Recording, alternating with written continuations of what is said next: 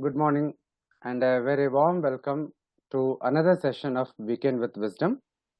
This is Nitin Sridhar. Let me begin with a prayer.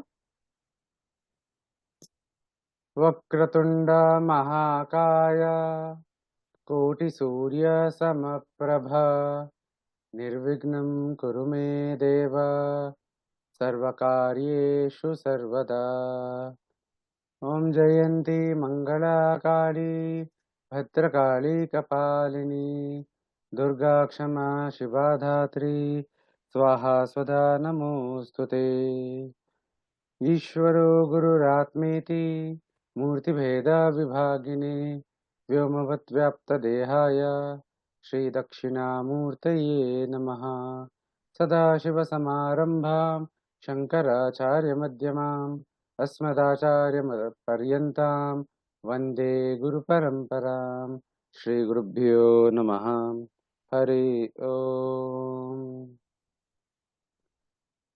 Again, a very warm welcome to one and all. Today we have a very interesting session on a very unique topic titled Dharma and Dilemma Resolving Dharma Sankata.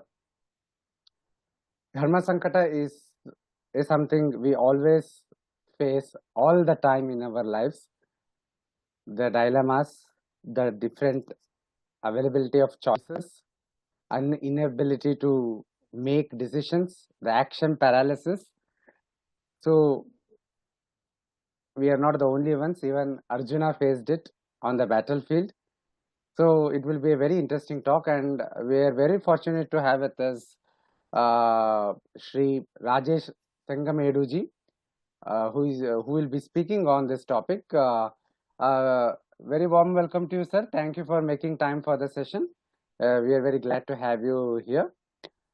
Just to provide a brief introduction, Shri Rajesh ji is a seeker and a student of Advaita Vedanta.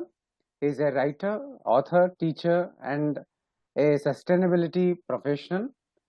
He follows Asha Vidya Guru Parampara of Pujya Swami Dayananda Saraswati ji. And Rajesh ji has authored around 6 books expressing different ideas on how one can live a happy and contented life. He teaches middle school students on Sanatana Dharma culture through Asha Vidya Bala Gurukulam. He also leads Gita study groups, a cohort of 30 plus seekers since 2019. Rajesh works with leading consulting company as a go-to market leader for sustainability consultancy services. And his recent book is on this topic, on the Dharma Sankata, on the dilemmas. And I'm personally looking forward to this session, Rajesh ji. Please go ahead and start your session. Namaste, Nitinji. Thank you so much.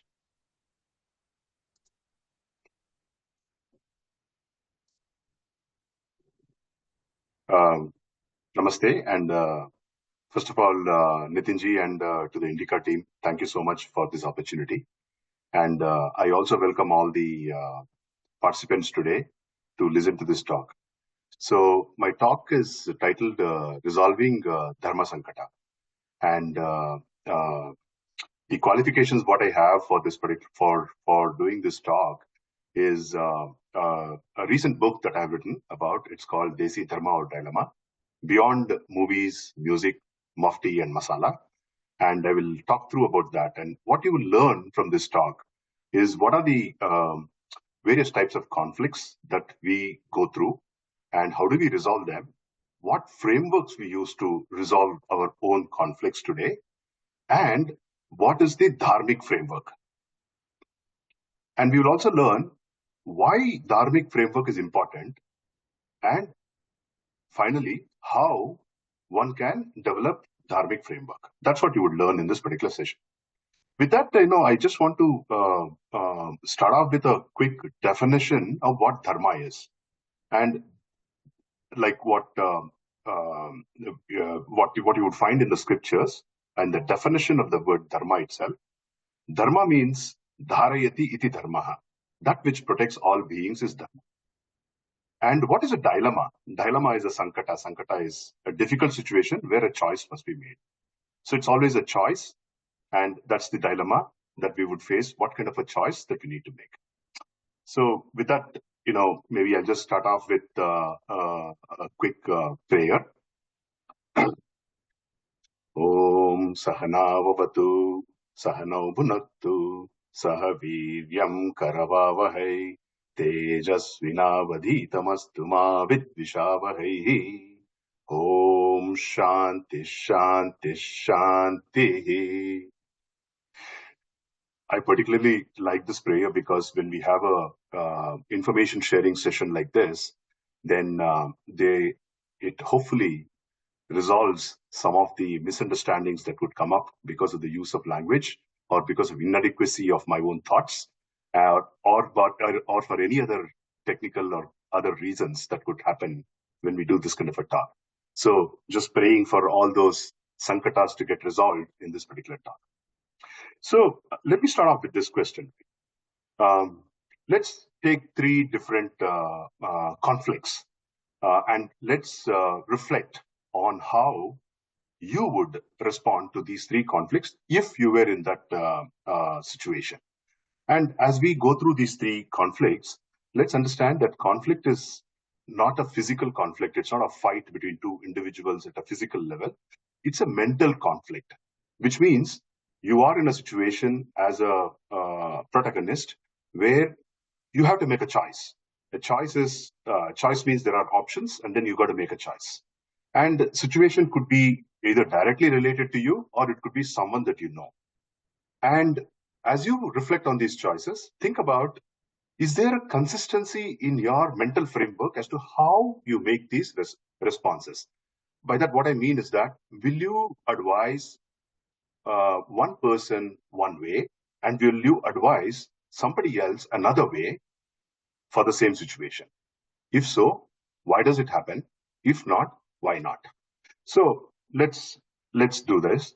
So situation number one, your daughter or your son comes and tells you that they want to live in with their partner.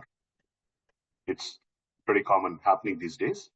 And suddenly there could be a conflict in your mind. That could be one situation. How would you respond to it? Second thing is, your daughter decides to abort her pregnancy. It's a very, very complicated, sensitive topic all over. And what's the mindset that you would have? How would you advise? What would you advise? Third thing, your daughter wants to hold on to an abusive marriage. How would you advise? What would you advise? So I deliberately took a little bit very complicated topics because my intention is not to give a solution to this. My intention is to think for us, each one of us, to think about how we would respond if we had these conflicts facing our own self. Either we are in that situation or somebody close to us we know is in that situation. Okay? What framework would you be using to advise this person? And with that, I just want to make a very, very observation that our scriptures talk about how humans and animals are different and at the same time they are the same. So there is this beautiful shloka. I think it's either attributed to Chanakya or to Bhartruhari. I'm not able to recollect that. So I'm going to chant this shloka and probably explain the meaning this in a very, very brief way. Ahara nidra vayamaithunam cha samanametat pashubhir naranam dharmo hitesham adhiko viseshaha dharmena hinah pashubhis samanah. So basically, if you read through at the bottom of it, the commonality between humans and animals is that all of us need food, sleep, and we are scared, we have fear, and mating, sexual behavior. These are the commonality between humans and animals. But the one that distinguishes us, humans, from animals is a special thing called a dharmic attitude, a dharma, which which is what we're going to discuss in this particular conversation. So, Dharma is for the evolved mind of a human being only, not for the primates or for other beings, because the other beings don't have a choice. They go by their instinct. Whereas we have a choice. We can also go by instinct, which means we could potentially be behaving like animals, or we can exercise an intellectual choice. Because we have the intellectual choice, there's a conflict. And I hope that this is where you would see the difference between a human being and an animal. Now, I just want to take a minute to explain why I wrote my book of 40 short stories. So think about it this way. There's a beautiful river, but extremely turbulent river. And you are on one side of the river bank, and you got to cross that other river. And there are, lots of whirlpools inside. The river is very, very gushing, and it's dangerous. It is dangerous. And then a little ahead of the river, in the head, there's a deep waterfall. And if you miss that, you will go and fall into the waterfall. So you need to cross the river. How would you cross the river? When you want to cross the river, you can go to the other bank. Other bank, your friend is standing there with, you see the picture on my book here. Okay, title of the book. You want to cross this river. Your friend is standing here to take you to safety, but you don't know how to cross this river. So now you have a choice. You can either go directly, in the least distance path, or you can align your swimming in such a way that you compensate for the flow of it. Okay. So ultimately, your goal is you should not get caught into any of those turbulences, or worse, you should never fall into that deep waterfall. So this is the situation, and you have these choices. You can go straight, or you can just sit there and do nothing, or you can overcompensate for the water flow and then go forward with it. This is a situation what we all face. Think of this river as the various influences that blast onto us every time. False narratives that come in. Okay, you don't know what is right, what is wrong, and especially in the age of AI, it is getting much more worse. Indoctrination, people telling you something, indoctrinating you with an idea that could be wrong. Brainwashing. Okay, wokeism. People are getting confused about their own, whether they're a guy or a girl these days. It's pretty crazy. Radical religious conversions, and I hope you might have seen that Kerala movie story. Pseudo-secularism, racism, sophisticated manipulation, all of them happen today. We don't know that. We have to go cross the river to our safety. Okay. On top of it, there's migration. People migrate for work from one part of the country to another part of the country, one part of the world to another part of the world. And as they do this, the family structure, the joint family structure is getting dismantled. And then even the nuclear family structure is getting dismantled.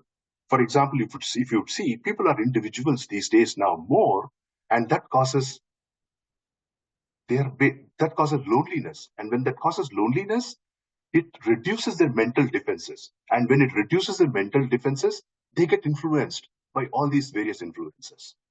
And unfortunately or fortunately, you would notice that the children, the younger generation, are the most vulnerable. The reason is very simple. The families have become nuclear or much, much more atomic.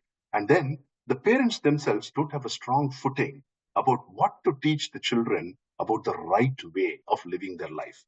And the reason is very simple. It's sadly because sometimes the parents themselves don't know what the right situation is in a particular conflict.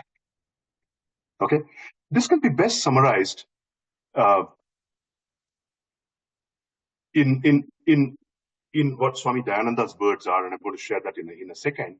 So what I'm trying to say is that to really understand Dharma, what is that essential quality that distinguishes us from animals, it is difficult. It is not logical also sometimes, but at the same time, it is extremely logical if you understand it.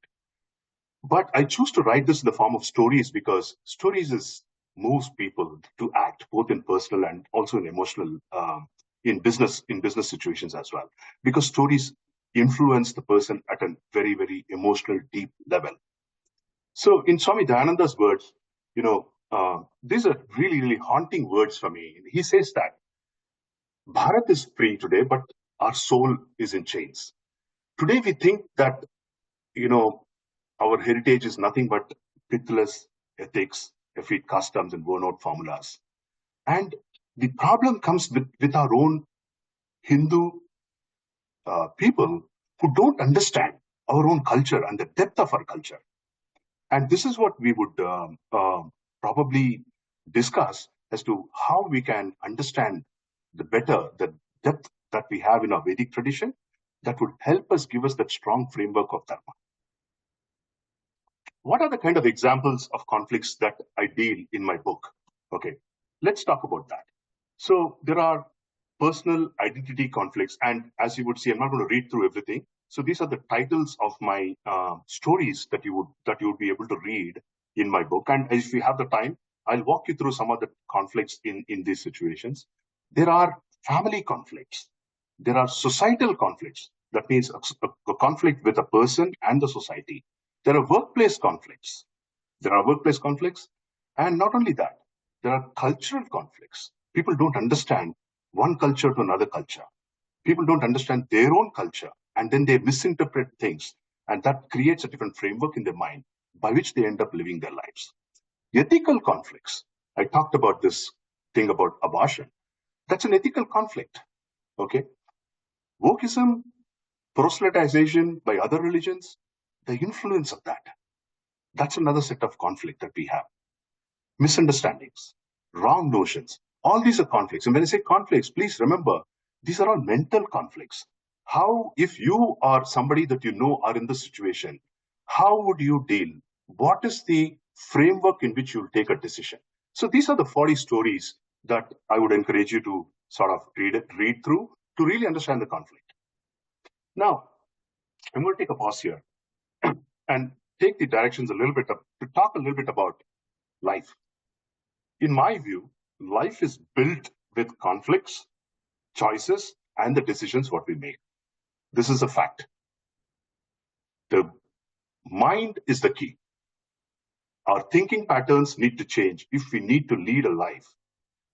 While we have the conflicts, choices, and the decisions we have to make, if we need to lead a happy life, we need to change our thinking patterns, which means we need to understand better frameworks, what changes we need to make in our life.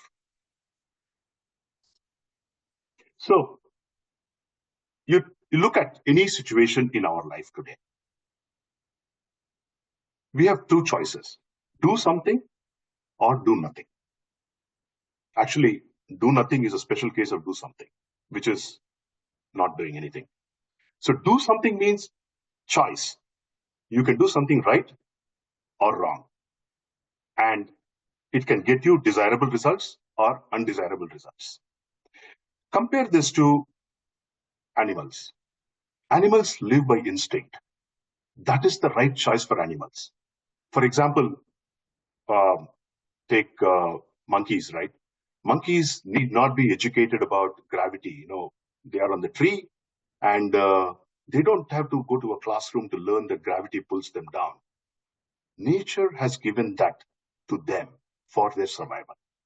Similarly, humans need not be educated about common sense. When I say common sense, take an interesting example. If you ask anybody, a normal person, okay, who probably does not have a mental disorder, would you like to get hurt? The answer is nobody will accept that they want to get hurt. It is a natural ability, even for children. If you go and watch small children, if there's a let's say a glass table, and you leave the kid on the glass table, an elevated glass table, the kid will go to the corner of the table, and when he sees a depth down there, the kid will walk back. Kid is not stupid enough. An infant also is not stupid enough to go and jump off that particular edge because they don't want to get hurt. Similarly, this natural ability, what we have, is given to us so that we don't get hurt. We don't get something wrong done to us by somebody else. That is the order. It is common sense. And likewise, everybody else is the same. They don't want to get hurt. They don't want to be lied to, and all those kind of things. They don't want to be the object of your anger or your jealousy, just as you don't want to be an object of somebody else's anger or jealousy. So whenever there's a choice that is involved in our life, we cannot take a decision if we don't have the right framework. Okay. So where is the issue? The issue is in our mind. Mana eva manushyanam karanam bandha mokshayoho. So for us to take the right decision, we need to train our mind so that the mind can help you get away from this bondage of conflict. Conflict are going to be part of life. We have to accept it. But we don't have to be bound by it if we are able to train our mind. And how is our current thinking today, and why and how it should change? So most of the these are all my set of observations. They could be wrong, they could be right, but let me go out of the limb and explain to you what my observations are. First of all, we think that some people have this attitude saying that old is not gold. Whatever is the fresh and new ideas, those are the right ones. Second thing is, we have a strong view that West is the best. Therefore, we start aping West is the best and completely forgetting about our own culture, our own way of Indic decision making. How have our ancestors lived their life of dharma, of cohesion, of unity, not just with humans, but with the entire universe? The Vasudhaiva Kutumbakam idea, how did they implement that? Then the other thing is, the sheer egoism. My way is the right way. It doesn't matter what it is. That's another pattern of thinking that we have. Fourth thing, misunderstanding of choiceless situations. Most of the time, the problem that we face is we think that we have a choice in all the situations. Okay? Unfortunately, we don't have choice in all the situations. But we think that we have a choice. Our choices are very limited, unfortunately. That's the reality of it. But because we think that we have a choice, we end up making a decision, and we end up making a wrong decision. So this is the problem. So what frameworks today we use to resolve our conflicts? I'm not saying that this is commonly used by everybody, but let's try to understand how you would make. Let's see if this slide resonates with you in terms of how you would make your decision. Most of the time, we would make a decision based on what's best for ... It could be what's best for me as an individual, what's best for me and my family, what's best for me, my family and my community, what's best for me, my family, my community, my country, what's best for me, my family, my community, my country, all the beings. And how do we adapt this framework? We make modifications to, one of these ways of thinking. We learn from our family members. We are influenced by our family members, the close parents, relatives that we grow up with. They influence our thinking. So you can think of it as nurture. We also learn it from trusted individuals, friends, role models. We choose the role models and we learn something from them. And if our role model is doing a particular way of decision, we also tend to adopt that decision. So choosing the right role model is also very important. Education, exposure. People who have a wider exposure, they know how different people have solved different sets of problems and they adapt them in their own life. And then everybody has a sense of personal ethics, a sense of what is right or wrong. That also influences each one of us to take a decision when we have a conflict. But the problem is, most of us don't have a written down, unshakable framework. So it is fluid. And we're going to discuss this, why it is fluid, in a little minute. So I'm going to repeat what I talked to you about the difference between an animal and a human being, right? And The universal knowledge that all of us have today is the common sense. The common sense that what is right, what is good for me, I know it already. There is no institution that needs to teach each one of us that you should not get hurt at any situation. There's no institution that need to teach us saying that you should not be lied to by anybody. Okay? As a parent, we need not teach our kids. They already have that knowledge. They know that every human being knows that they should not get hurt. They should not get robbed. They should not get cheated or deceived or be a target of someone's anger, hatred, or jealousy. Putting it in the positive way, I want others to sympathize with me, understand me, and help me. Quid pro quo. So that's the key thing that we should think about. So this universal knowledge, which is common sense in each one of us, there are a lot of values of what are the things that we don't want others to do to us. Okay, it's not what we should not do to others, but it is what we don't want others to do to us. And we will let's think of it like a set of X number of values that we think about what those values are. And these are all what I would call it as a moral order. Okay, these are all the common sense. And trust me, when I say common sense, you will really say it is indeed common sense the moment you see why I say this. Okay, and the many of these values have to be understood in the right way and followed in the right way. For example, if we say, I don't want to be hurt. If somebody says that value is called as ahimsa, what it means is that you should not get hurt by the choices what you make, which also by extension, because we are intelligent enough, much more intelligent than an animal, we should say, if I make a choice of anything, it should not hurt me and it should not also hurt the other person. How can you make the choice? That's the understanding of how ahimsa can be implemented in. So, where do you get a list of all these quote unquote common sense values? Bhagavad Gita, the greatest scripture on earth, gives us the answer. Chapter 13, shloka 8 to 12. It has all these shloka, all these bunch of values which are common sense.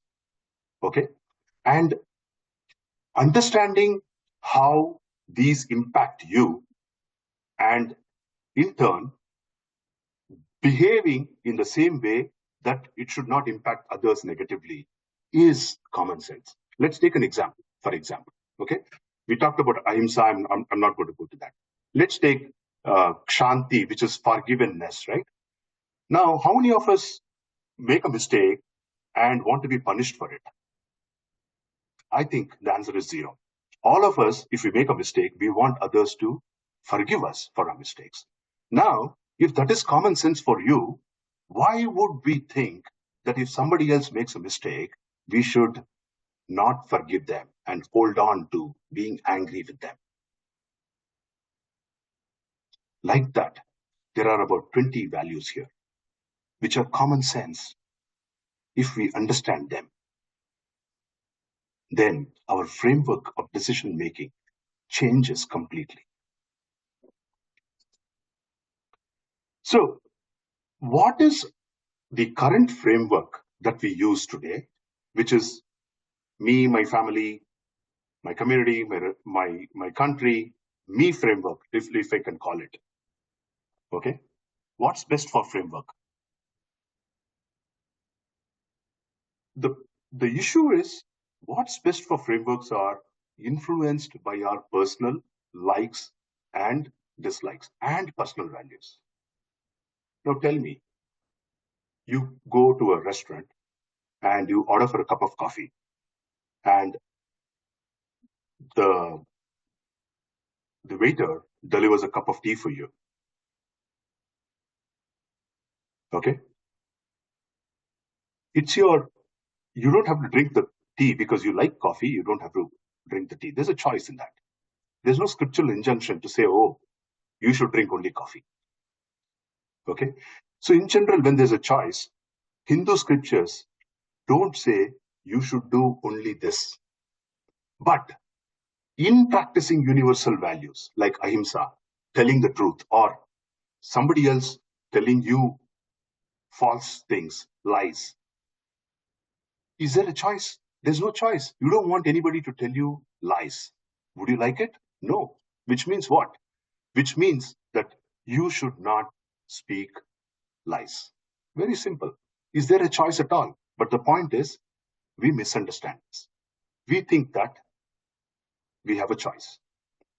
And that's because we have a certain likes and dislikes which get superimposed on this set of universal values, and it becomes a total confusion in our minds as to how we can take that decision.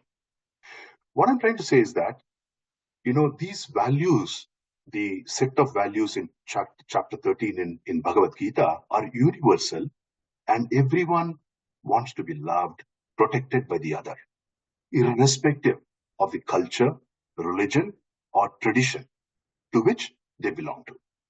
There is no subjectivity in those universal values, and hence they're universal.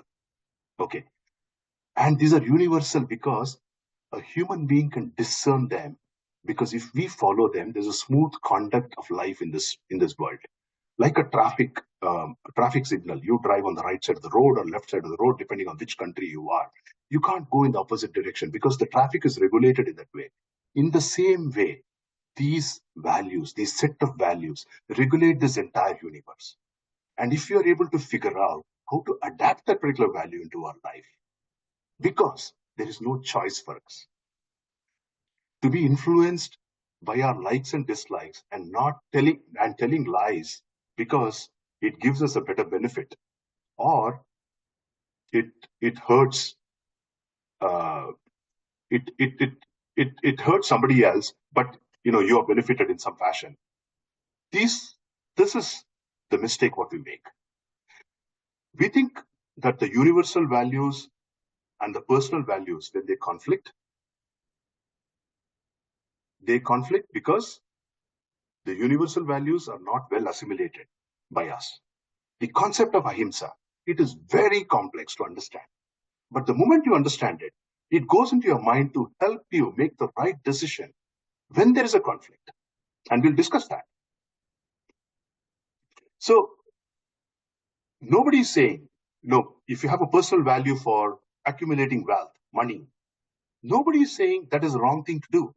But if you go and accumulate wealth at the expense of betrayal, lying, and himsa, then you have to be thinking, does it conform to the universal value? And is that the life of Dharma or not? That is the issue that we are facing today.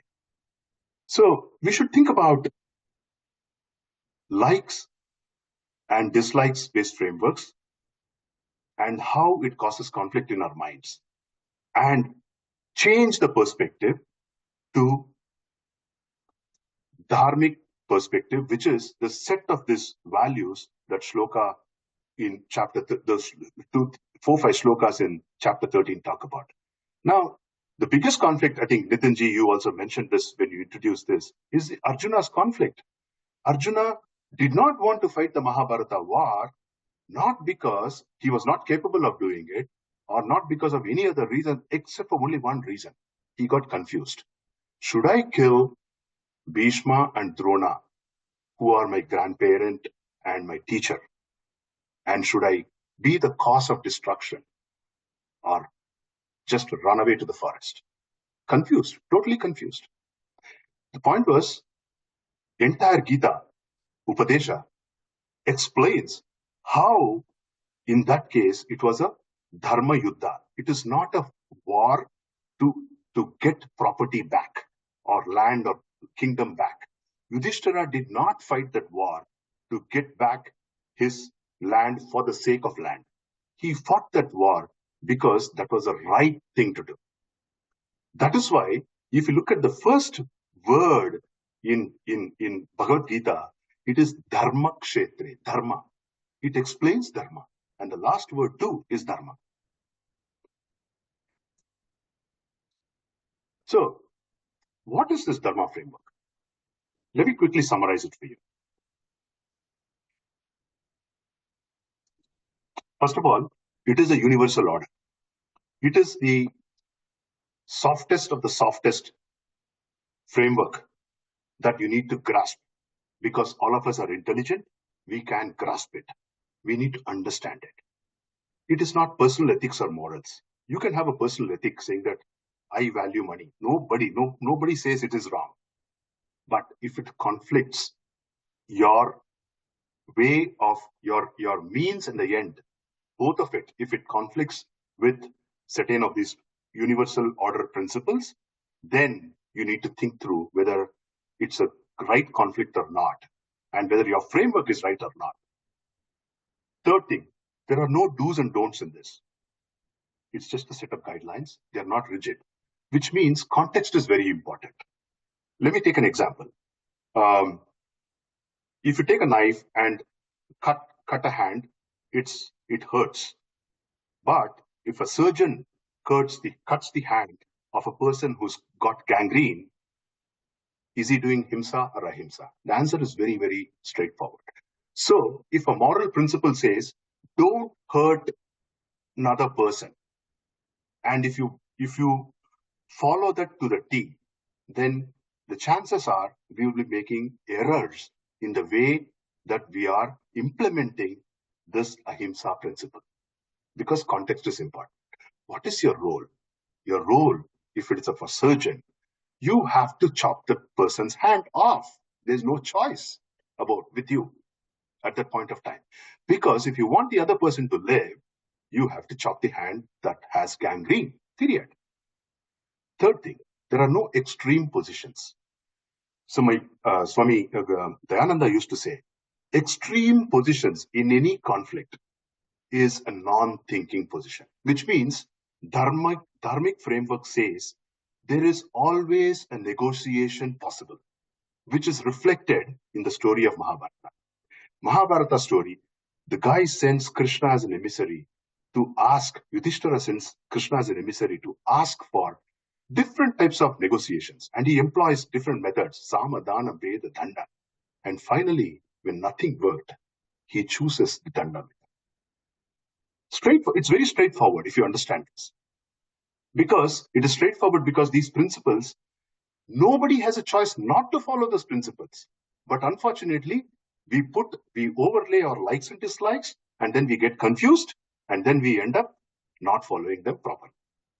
They're extremely logical, okay? But they go beyond logic as well, because the word logical, the etymology of this word logical comes from observing what you would see with this natural universe, okay? Whereas, and you'll see a cause and effect happening.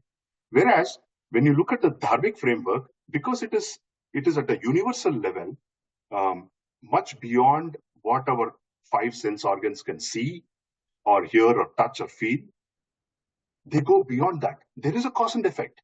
You might not see the cause for a particular effect that's happening in your life, but there's a cause and effect, and it is nuanced.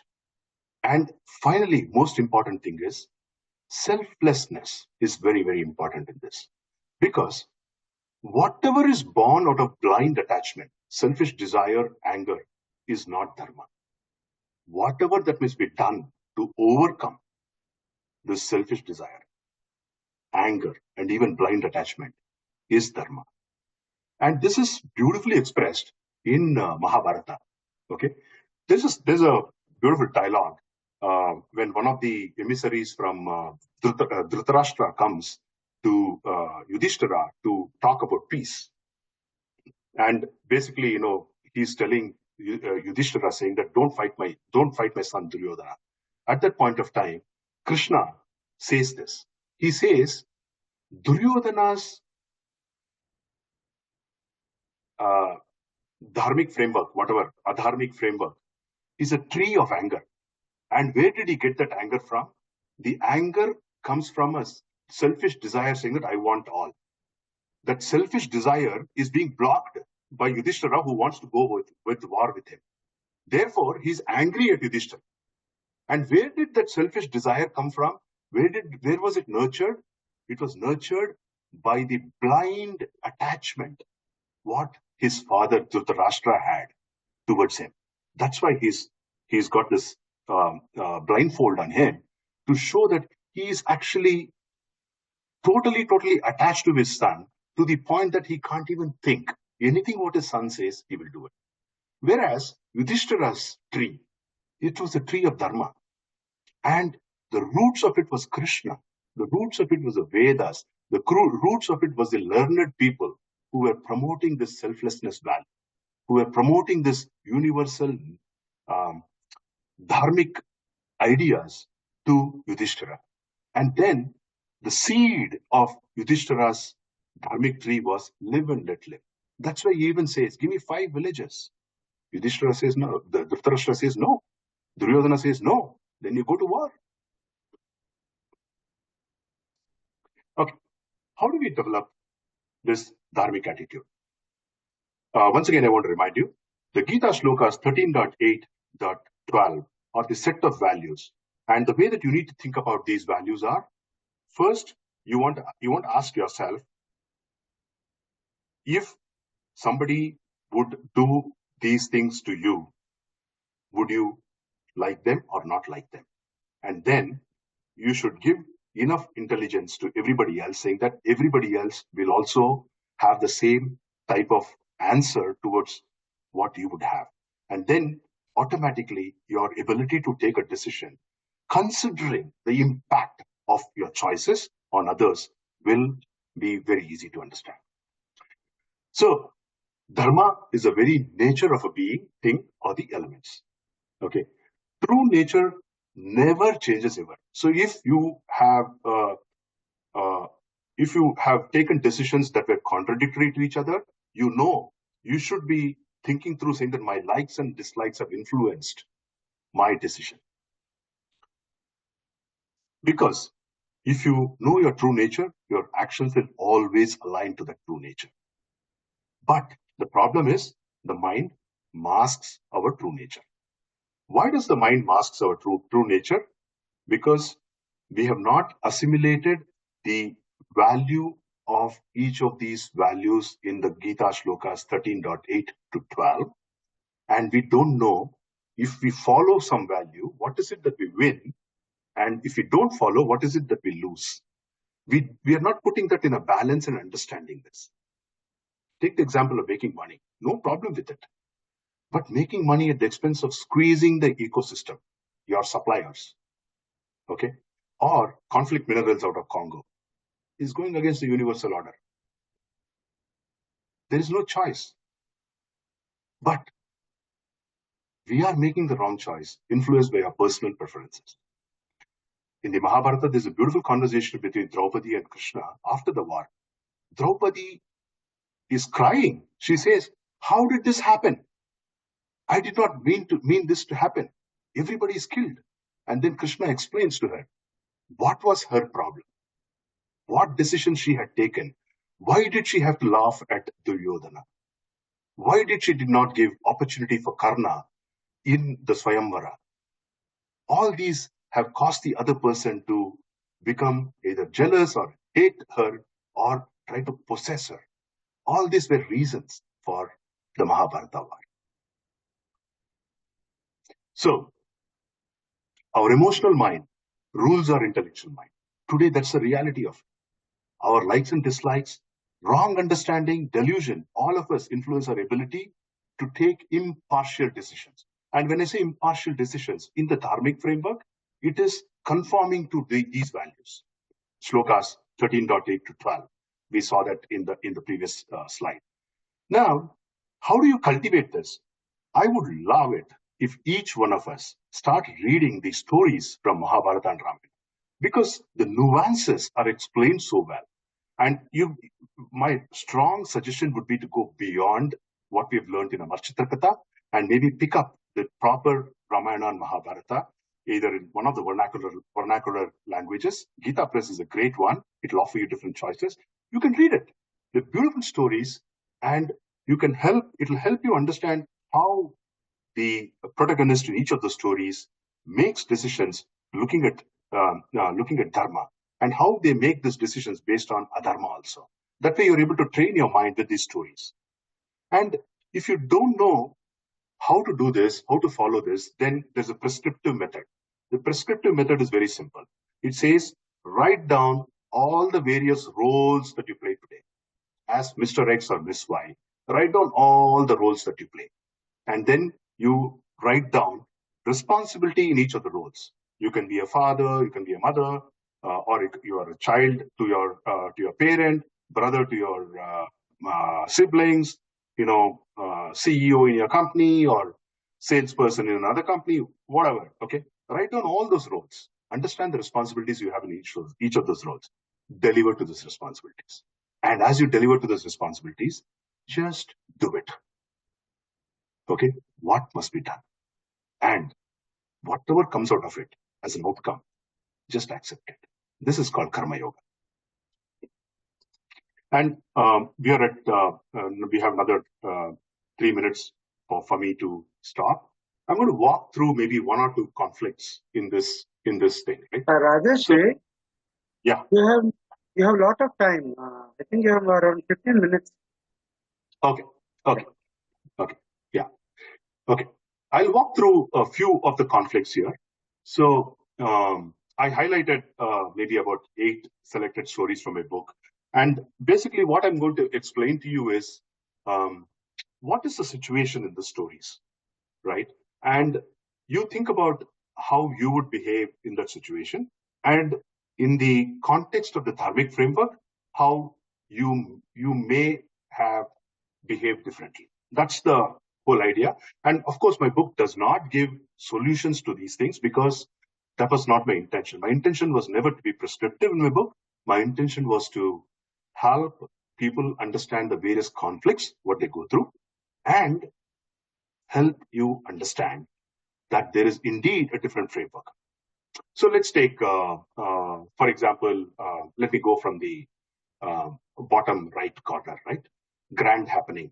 There's a story where I write about an entrepreneur who has sold his company, and he's bought a huge house, and then he's got he's a novice gardener, and he's doing a lot of gardening work in the backyard, and he's got this beautiful squash grows in his garden. It's lots of squash, and then he harvests all the squash and he puts it outside in front of his home with a note saying that free. And there now he's sitting down by the window having a cup of tea, and hoping for his neighbors going up and down to pick one of the squashes and maybe look at him and thank him or whatever, or smile at him or whatever, and acknowledge him, and then he goes off. And then suddenly he sees that there are 2 women who come by in a big van, and they take the entire basket of squash, put it inside, and they go away. And he's upset now. They have no, they have no respect for my hard work. They did not even acknowledge me. And why do they have to take all the squash? Why didn't they leave somebody for some other neighbors? And he's going through all these things in his mind. And then what happens is the next day, he goes to the neighborhood, the farmer's market, and there he sees these 2 ladies, okay, who have made squash soup, and they're serving a bunch of homeless people. And there's a small note which says, okay, thank that neighbor who has harvested the squash, or something like that. And at that point, it hits him, saying that all the while I was greedy for attention, but I had to play my part of cutting this harvest and putting it there. And somebody else had to play their part of taking those harvests, creating the soup, making the soup, and serving them. So he realizes that he was given an opportunity by this entire universe to just do his part of squash, farming, and harvesting. He had no reason to get agitated if somebody else had done their part. That was a wrong thinking. So that's a grand happening. And then he realizes that, it's what his grandfather was saying in Nimitta Matram Bhava Savyasachi. Okay, just be an instrument in my hand. And then he realizes that's one story, which is like misunderstanding, wrong notion about themselves. That's one kind of story. Then another story is let me talk about Janus Space. Janus Space is a very complicated story. Here, it talks about abortion. Okay, Janus is a two-sided face, right? So there is this protagonist called Neelam, who is a arbitrary name. And Neelam basically, she supports people who wants to come to California for abortion. And she's a big person in a company, and she gets a lot of respect, and she's an influencer and all that. But then she's going through a lot of trauma within herself. And why she's doing all these things is that when she was a student, she would have had an affair and she would have become pregnant. She wouldn't have told her boyfriend that I was pregnant. She goes and she aborts. And while this was happening, her mother, who is back in India, realizes that there's something going on with this girl.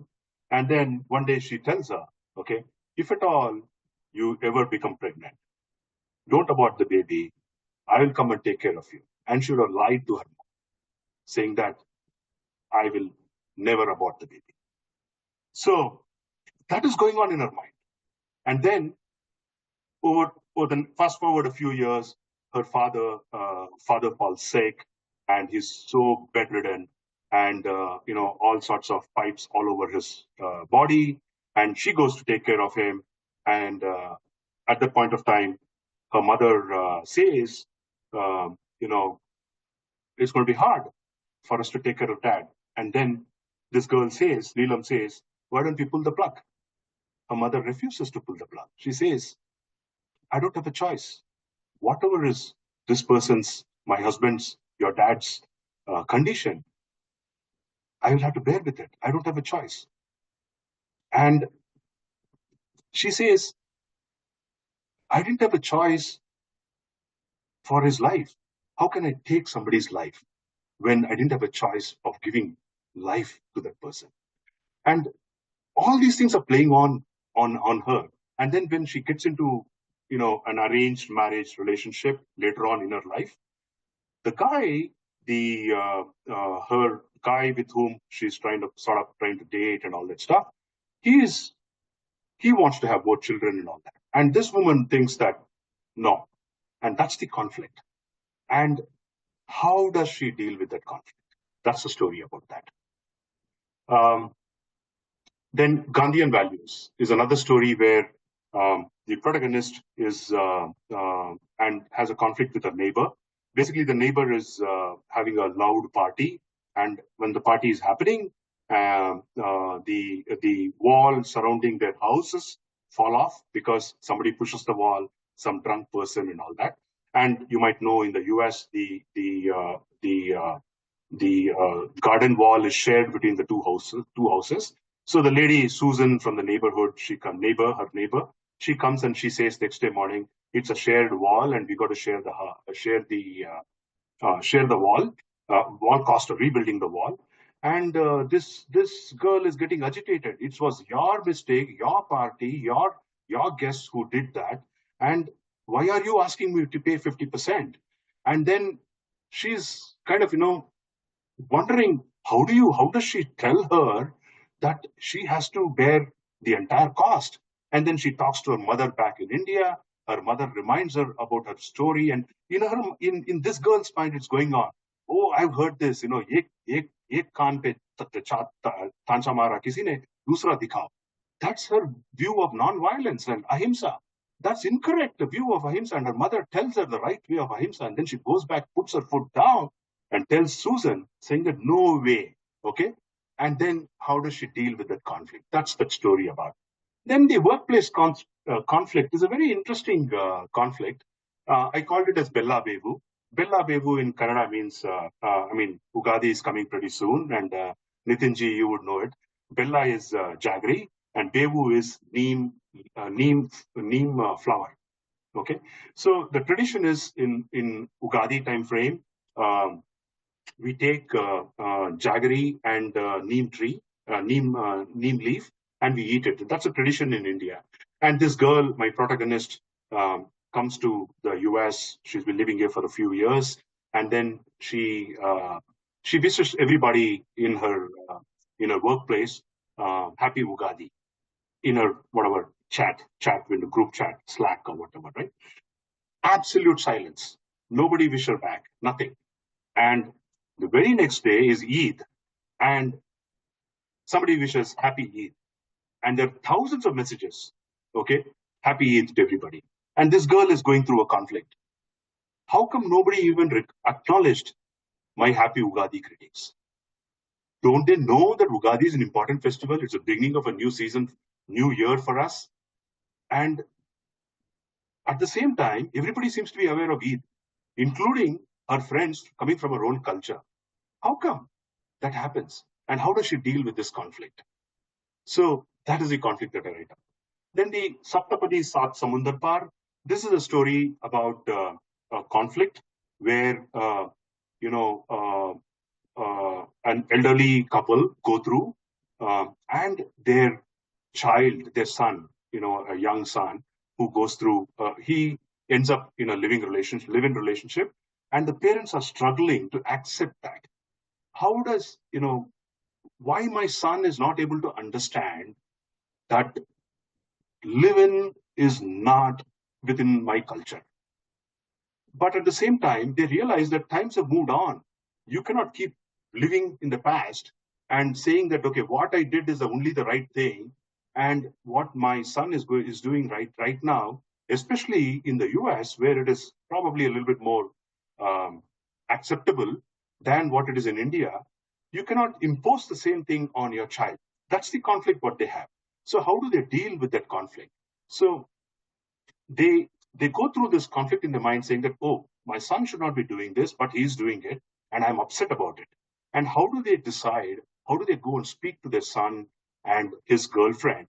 And how do they convince? That's the story about Saptapadi Sat Samundar Par. Meat conflict is a very interesting story that I personally have a lot of attachment to it, because here is this story about this girl who who's struggling, and with a recent divorce, single mother who's got a 8-9 year old girl, and she's got a very hard time at work, and she needs some help, and she brings her parents out here in the US, and within the first 2-3 days, the parents realize that their granddaughter was actually eating meat and burger, and they get very extremely upset about it, and they ask the daughter if she was aware of it or not. And then she says she was not aware of it, because all the time she used to pack her lunch in the morning and drop her off at the school, go to work, and the kid used to come all by herself, and the mother used to come by 8 p.m., 9 p.m., whatever, and she did not know what was happening with the kid. And when the grandparents were there, the grandparents knew when she came back from school at 3:30 that this kid had actually returned, gave her lunchbox to somebody else, picked up the burger from the other kid, and she was eating it.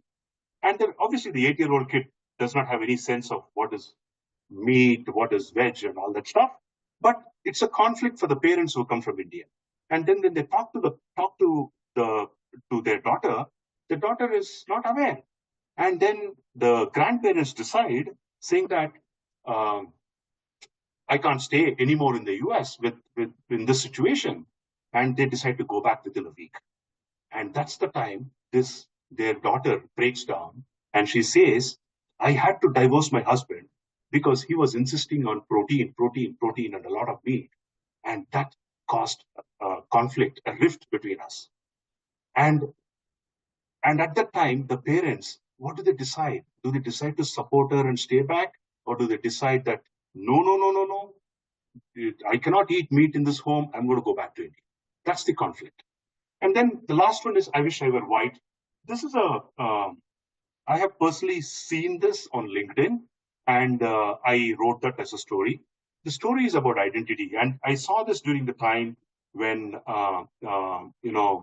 when a lot of people pretended to support a movement that they probably did not have any affinity to. But I sort of rewrote that particular story, where here is this girl, a North Indian, beautiful-looking girl, who unfortunately is not able to find good dates, and part of the reason, being she has a very low opinion about herself. And although she's beautiful, good looking, well earning, and all that, she has a low opinion about herself. And she's on the borderline of, not the white of a North Indian, nor a dark of a South Indian, but somewhere in between. And that's the conflict she has. And she's got that low opinion about herself. And one fine day, and she goes through a lot of difficulties in dating, and a lot of difficulties in finding even a date. Okay, and then one fine day she comes across this beautiful Vedantic prayer rendered by someone on YouTube called Nirvana Shatakam. And then when she understands the deeper meaning of it, she realizes that beauty is not skin deep. It's much more than that. And she realizes that she had been defining her identity by her skin color, okay, and having that low opinion about herself. And when she realizes Nirvana Shatakam is a very, very beautiful idea about who a person's identity is, then she completely transforms herself. And in the whole process, whether she finds a nice match or not, that's the story. So I think, those are the kind of stories that I've written. You might want to read that. Nitinji, do I have still some more time before we open up for Q&A? I have one last slide to go through. Yes, please go ahead. Yeah. Okay. So I want to put through, what is the schema of living with no regrets that our ancients, which have been coming in from ever since eternity, that's why it's called Sanatana Dharma. What is the schema? The schema is very simple. Okay. There is a Varna, and Varna is not caste. Caste is a Portuguese construct who tried to understand the Indian way of living from their way of living in the Europe. So it's, to be very honest with you, it's actually they were trying to superimpose what was there in Europe onto India and try to segregate people by their ancestry. That was not what Varna is. And what is Varna? Varna is basically, there are 4 categories of people. And to use the English words, if someone has a propensity to teach, Brahmana, someone has a propensity to protect, rule, Kshatriya, someone has a propensity to trade or produce, farmer or trader or businessman, Vaishya, someone does not have any of these propensities, but his or her majority of the propensities to serve is Shudra. For example, I'll give you an example. 2 twins, one born with, both of them, of course, they're identical twins, and one born with propensity to, let's say, do a startup. He becomes the CEO and he raises money, and he's that kind of a mindset. His twin brother or sister, whatever, does not have that mindset, but they become an excellent software programmer who would work for that person. So I would call the twin who becomes the CEO of the startup as a Vaishya, okay, and his twin brother or sister who is an excellent software programmer who will serve that particular businessman with his software skills as a Shudra.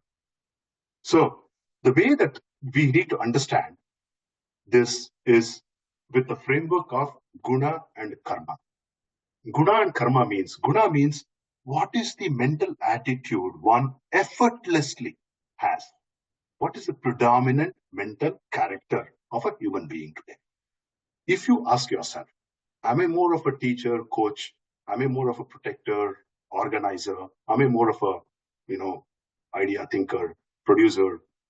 Am I more of a server? You know what is your predominant characteristic that you have. This has got nothing to do with your birth. It can be two identical twins born to the same parents. No, it doesn't matter what the child has as a predominant character.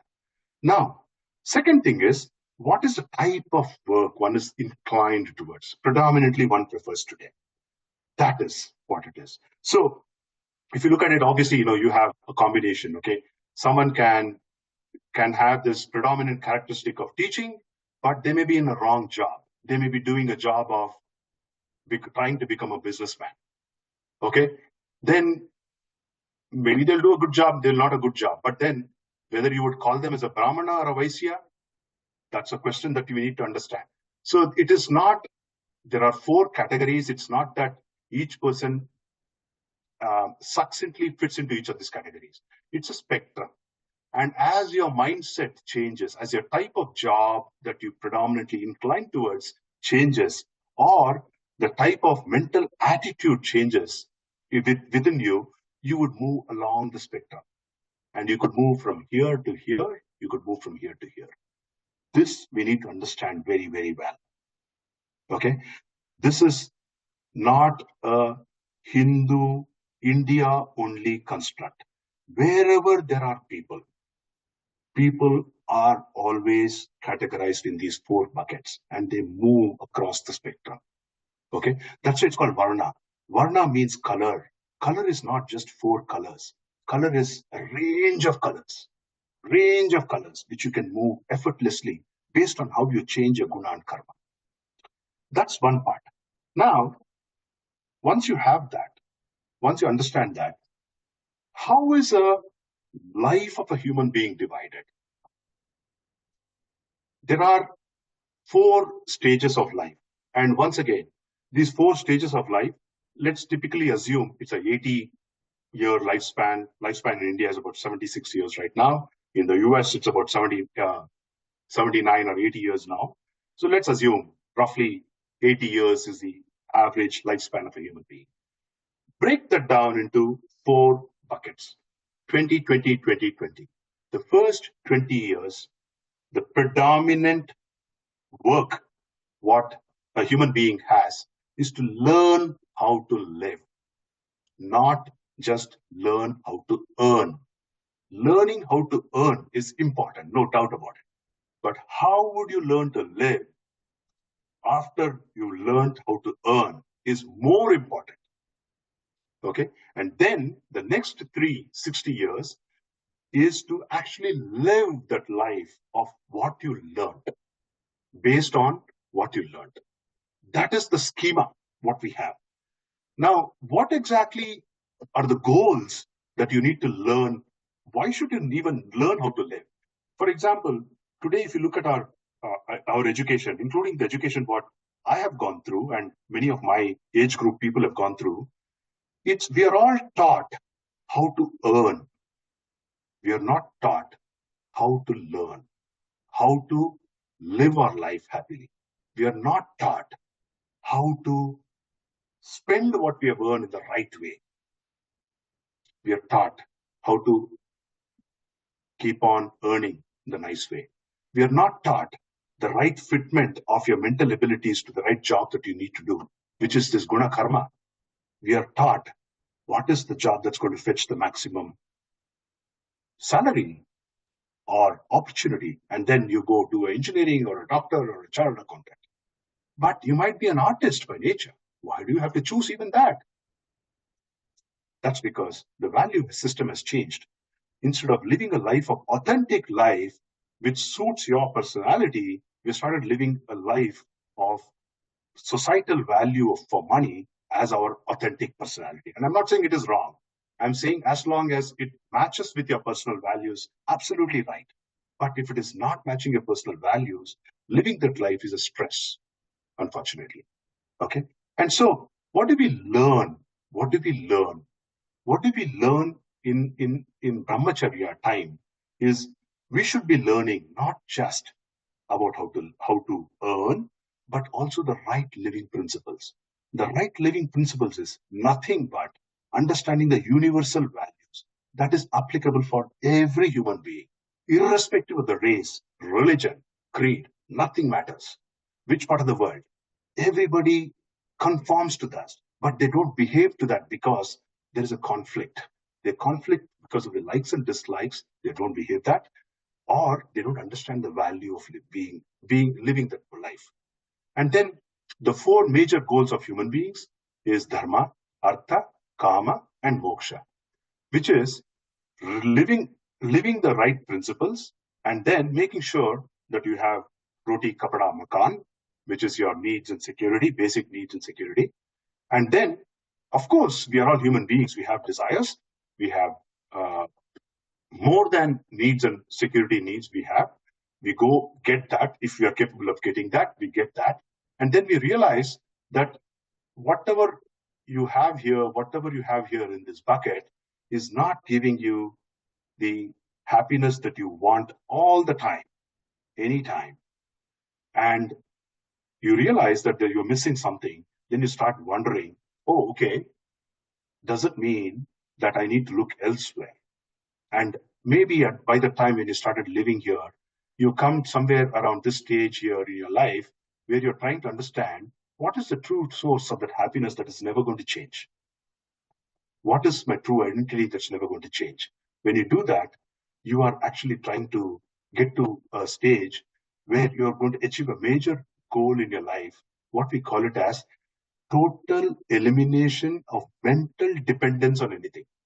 You will not be even dependent on your own body or your mind for being happy, irrespective of arthritis problem or irrespective of lack of knowledge about anything in your mind.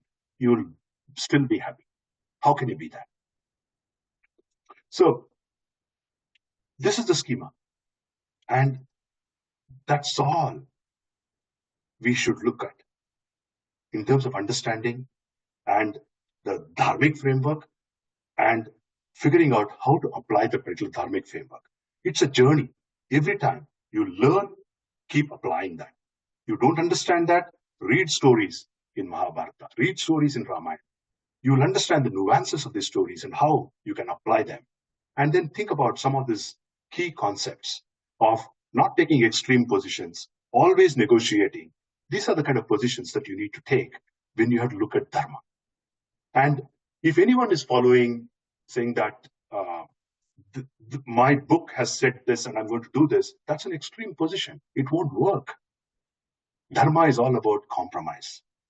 Dharma is about context. Dharma is about understanding the universal value and its importance. Dharma is about underplaying your likes and dislikes when it comes to these making the right choices in a conflicting situations. You can have your likes and dislikes to have a tea, coffee, chocolate, milk, or ice cream of this flavor or that flavor. No problem with it. But when it comes to making conflicting emotional choices, it's always a balance between what is the universal value that you need to follow versus what is the likes and dislikes that you should not be superimposing on.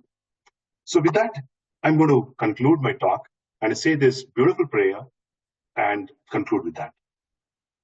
Om Purnamadav Purnamidam Purnat Purnamudachyate Purnasya Purnamadaya Purnamevavasishyate Om Shanti Shanti Shanti Sri Gurubhyo Namaha Harihi Om.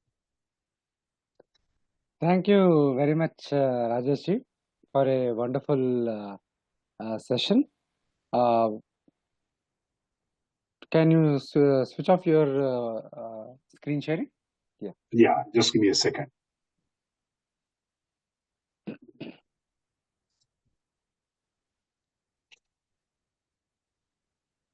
It was a very wonderful session, very lot of food for thought, I would say. Especially as you rightly said, it is very important to understand the frameworks and to orient ourselves to think uh, through those frameworks. I mean, currently, most of us approach our life issues through probably a alien framework to our own Indic drishti or a Hindu civilization drishti. So, because of the colonization and many other reasons, so we have to actually retrain ourselves to look at life and its issues through a dharmic drishti. So, I have a question of my own before we go to audience questions. Uh, uh, how do you see that going ahead? What are the some of the steps do you see that needed to revive this dharmic drishti? Both steps at an individual level, but also at a social level. And where do you see the role or the place of smritis and other dharma shastras in this? Because personally, it is my belief that there cannot be any authentic dharmic discourse without the dharma shastra, because it is like we will speak about physics, but we will sideline the textbooks of physics and what they say. Just like that is impossible, this is also impossible. This is my personal view, but please go ahead and share your thoughts on this. No, Nitinji, great question. Thank you for that. And I think, the way that I think about, I have not read any of the Dharma Shastras like Parashara Dharma Shastra or Manu Dharma Shastra. I think the most important value that I have been able to get out of our scriptures has been from the teachings of Bhagavad Gita. And I must say this, that Bhagavad Gita is, like what Madhusudan Shastri says, Sarvopanishado Gavo Dokta Gopalakantana Partho Vatsa Sudhir Bhokta Dugdham Gitamrutam Mahat. So Bhagavad Gita is the entire essence of how to live a life.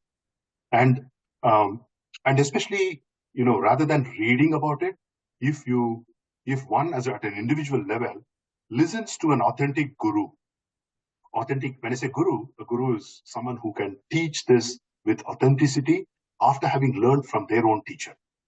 And likewise, there is a big guru parampara, which is there. And when you listen to that person explain the nuances of Gita, it will automatically help you understand how to convert your life of confusion, life of conflicts, into a life that is aligned with the entire universal Dharma. That is what it is. And it's at an individual level, I think the first important step is to look at understanding what it is and then asking the question rather than just discarding it. Like baby with the bathwater, you read something, you misinterpret it, you read probably in English, and then, like I said, the word dharma itself is translated as religion. But religion means a set of beliefs according to the dictionary definition. But dharma is not a set of beliefs. Dharma is a natural order in the universe that everybody, as human beings, as animals, what they do is their dharma. What we should be doing is our dharma. But we overlay that with our likes and dislikes because we have that extra ability to do it. And then we become a dharmic. So that's my answer to you. Now, with respect to Dharma Shastras, it's a little controversial because Dharma Shastras probably have a different interpretation as the society changes. The Dharma Shastras have to change in their implementation of what it is. For example, I've heard one Swami Tadatmananda talk about how, for example, Sanatana Dharma at one point of time did not have any restrictions saying that you should not eat non-vegetarian food. There were a lot of quote-unquote Brahmin sages who used to eat meat. But then, over a period of time, perhaps around the time when Buddhism became important, the concept of adharma was concept of ahimsa was extended beyond and to include even the animals. And then the concept of, extending that and adapting it became important. And then over a period of time, the society evolved. Now, is it wrong to eat meat, or is it wrong to eat? Is it okay to eat meat? That's a dharmic question that we need to understand. Likewise, there are different conflicts. What the book may prescribe may not always be adapted into the current modern society in exactly that way. Because if you're doing that, then you're becoming very, I would say, fundamentalists. I don't think Sanatana Dharma is fundamentalism. Sanatana Dharma is adapting to the societal needs of what it is today. Negotiation, understanding, and implementing the principles. The form can change, okay, but the principle behind should not change. I mean, during the Vedic times, nobody used to pray for Rama, Krishna, or Ganapati, or Shiva, or Shakti. It used to be all the rain gods, or Indra, or Varuna, or Agni. But over a period of time, things have changed. The form has changed, but the principle that we pray to is that Nirguna Brahman. That has not changed. Wonderful, Rajesh. I think I may have certain disagreements on some of the points you made, but we can take up that privately later. But the gist of what you said is correct in the sense that uh, the purpose of the Shastra is to put forward the ideal. And at the individual level, of course, we are all faced with a lot of complicated situations. So we will have to contextualize those teachings to negotiate with our everyday conflicts, everyday reality, and to wade through life. So that is the fundamental function of the Shastra, is to provide guidance. Like we learn from how Rama lived, we learn from how Krishna resolved issues, and we adopt it in our own limited way in our own lives. So that much is definitely something a very important takeaway, and for us. We have only have two questions. One is that whether the slides can be shared. Perhaps if they write to us, then I can get the slides from Rajesh ji and share with anybody who is interested. And the other question is how to take actual action. We may know intellectually what is right, but driven by internal compulsions or nature, we are unable to walk the right path. So, what is the way out? That's a great question, and I think the way that I would think that we should do this is always to weigh the benefits and the loss. Sometimes, first of all, intellectually, let's say that person has understood, somebody has understood, saying that ahimsa is an important virtue, or um, telling truth is an important value that we need to cultivate in our life. But let's say habitually that person does not do that. Okay, then they have to be conscious every day. They have to make a resolution saying that today I am going to be speaking the truth. And when they make that resolution, automatically the mind is starting to, start work on itself, and then help you to be truthful. But at the same time, they should clearly understand the nuances. For example, speaking the truth does not mean speaking the truth the way it is. Okay, so satyam uh, bruyat, idam bruyat, and you should say it in a nice way too. If you want to say, somebody comes and says, comes and asks you, okay, how do I look today? And if you feel that person is not looking good because the dress is not good or whatever, you know, if it is not a nice comment that you can make to the other person, you got to figure out how not to say anything. That's also speaking truth. So it's a regular practice. Understanding how to implement in a daily life is a regular practice, what you need to do. And also, the other important thing that I would say is whatever that we do today, we should start at a very, very small level, saying that I will not be influenced by my likes and dislikes. If I have to do something, I'll do it. And I will not be elated or depressed depending on the results what I'm going to get. Karma yoga attitude. Let's say I'm cooking for my family today. If it comes out well, fine. It's Bhagwan's blessings. If it does not come out well, fine. It's Bhagwan's blessings. But have I done my best? Have I used the right ingredients? Have I been distracted while cooking? Those are the kind of things that we need to start thinking about. And over a period of time, it will automatically change and your nature will change. It's like learning a new subject and applying that new subject in your day-to-day life. Driving a car is difficult, and especially geared cars is difficult. But then once you master it, how smoothly you can change gears while talking on the phone and having an argument with the person sitting behind. Everything is possible. Thank you, Rajesh ji. As a whole, I'm very glad that we did this session. Lot of food for thoughts, especially Dharma Sankata is a persisting Sankata that we all face in our everyday life. So I'm glad we did this session. I don't see any more questions in the Q&A box. But I request all the audience to watch the video again. We'll be publishing it on our YouTube channel and reflect upon various aspects, the frameworks.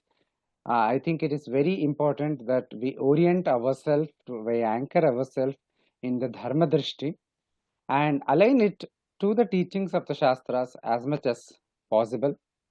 As Bhagavad Gita itself says, on matters of karma and akarma, the Shastra is the pramana, is the source or authority, and the Shastra, our commentators tell us, consists of Vedas, Smriti, Itihasa, Puranas, and other things.